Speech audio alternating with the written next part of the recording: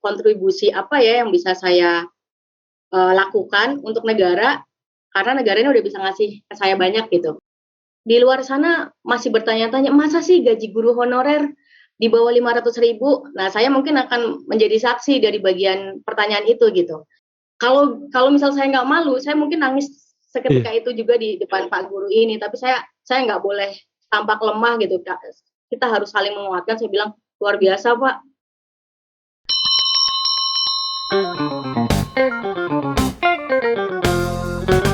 Hai Mas Guru dan Mbak Guru di rumah, apa kabarnya nih? Luar biasa dong pastinya. Ketemu lagi dengan kami di sini. Ada Mas Mahe Dan tentunya ada Mas Angga Liberty, di Guru Kreatif. tempat nongkrongnya guru-guru inovatif. Mantap. Sedap. Oke, ini sekarang kita MGMP Mas Mahe. MGMP. Kita hari ini akan menghadirkan sosok guru yang inspiratif, Betul. kreatif. Pastinya akan memberikan wawasan baru bahwa ternyata ada orang yang sebegitu tulusnya ingin mengajar. Dan pasti sudah memberikan banyak untuk pendidikan Indonesia. Betul banget. Oke, kita sapa langsung ya. Yes. Halo Mbak Tuti.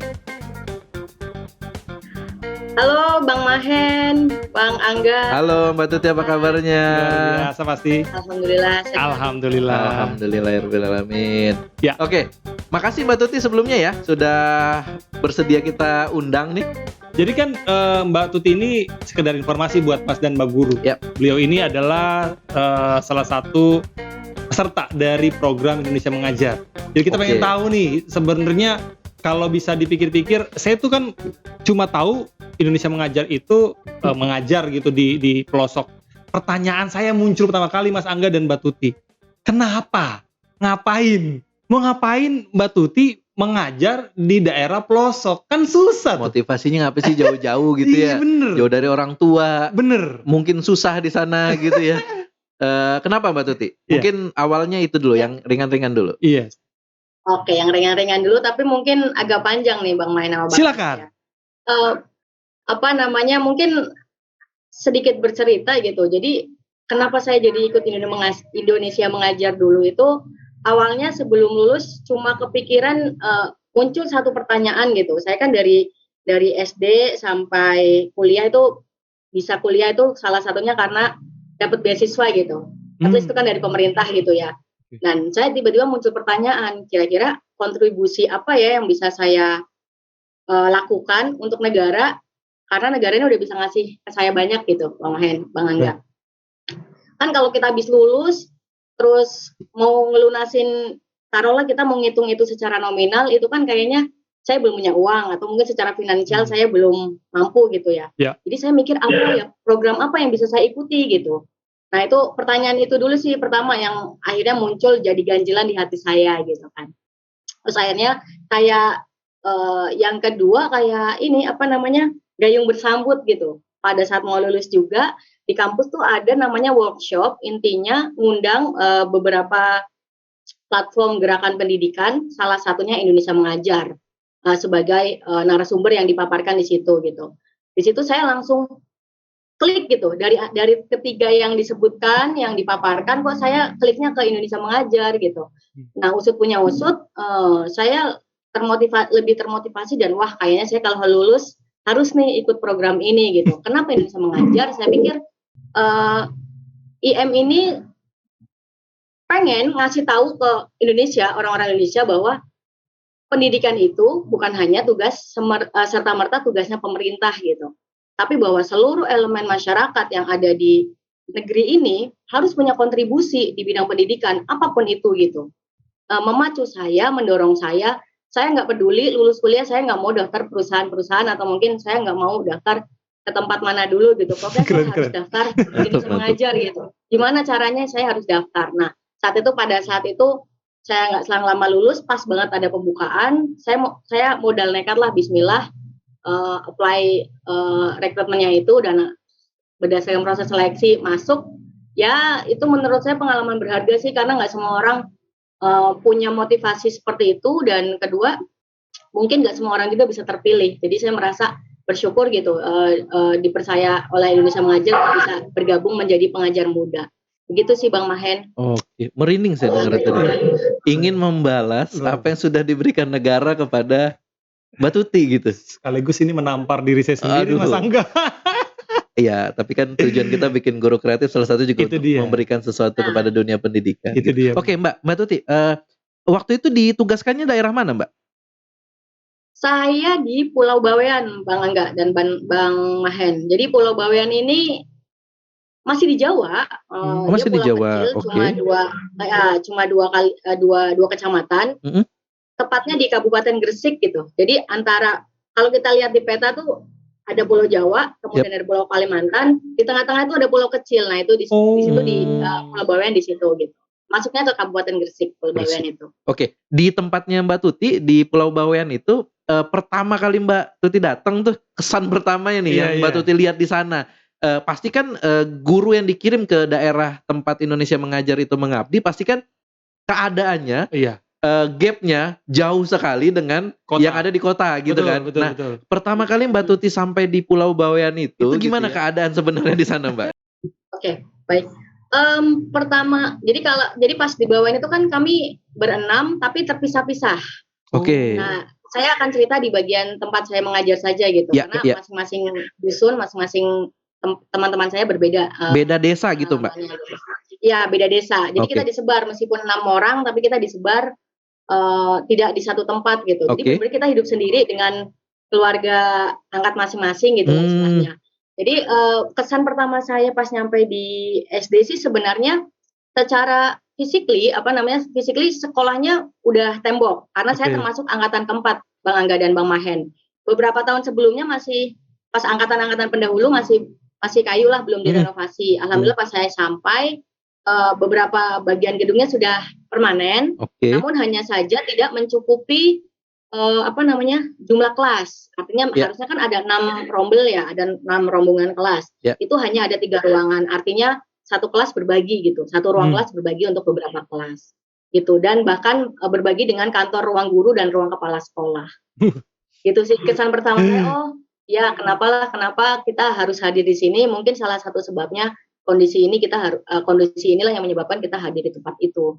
Oke. Betul. Kalau keadaan siswa-siswa di sana, Mbak Tuti ketika Mbak Tuti datang di sana gitu, apakah kesadaran pendidikannya, kesadaran untuk sekolahnya sudah ada, atau sebelumnya memang nggak ada yang kepikiran untuk sekolah ketika ada Indonesia Mengajar baru terpaksa untuk sekolah atau gimana, Mbak Tuti?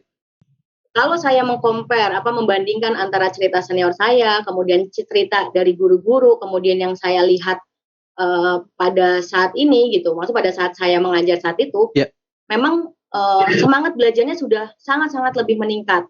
Karena pernah suatu ketika guru cerita, Bu, Ibu ini kalau mau tahu, dulu sebelum ada Indonesia Mengajar, anak-anak ini lulus SD langsung nikah. Begitu, SD? Pak. Jadi artinya ya kita tidak mengklaim bahwa ini 100% keberhasilan Indonesia Mengajar, tapi paling tidak mungkin datangnya guru-guru dari luar daerah, kemudian memberikan edukasi, sama-sama kita belajar, itu memberikan semangat gitu bagi anak-anak, terutama semangat bagi orang tua. Karena kan sebenarnya pengajar muda ini hadir tidak hanya untuk mendidik dan mengajar anak-anak gitu ya, tapi juga hadir untuk sama-sama berkolaborasi dengan berbagai pihak, termasuk orang tua, kemudian tokoh-tokoh masyarakat yang ada di sekitar sana, kemudian pejabat-pejabat daerah yang ada di daerah sana, itu kita menggali bersama-sama berkolaborasi untuk menunjukkan, hey, ayo tempat saudara, tempat bapak, tempat ibu ada masalah, mari kita perbaiki bersama-sama. Tapi kalau saya sendiri saya tidak bisa. Jadi ayo kita bareng-bareng. Nah, mungkin peran itulah yang pada akhirnya, saya tahu kenapa anak-anak di sini pada akhirnya mau sekolah karena orang tuanya juga mendukung, gitu Bang Angga, Bang Mahen. Kesaksian saya ketika di sana setelah awal-awal mendengar cerita itu dari bapak-bapak guru di sana, kemudian mendengar cerita itu sebelumnya dari senior, akhirnya saya membuktikan, oh iya juga ya, pernah suatu ketika hujan sangat deras dari pagi, dari malam bahkan gitu, sangat deras. Bahkan ketika jam-jam 6, jam 7 masih hujan deras, kita pikir kalau kita sebagai guru di kota atau mungkin murid di kota gitu, kita akan mikir antar deh, atau mungkin kita bikin alasan nggak masuk deh, atau telat atau macet gitu. Tapi enggak gitu. Datang ya? Saya berusaha untuk tepat waktu, dan itu anak-anak udah datang di sekolah, nggak ada yang absen satupun.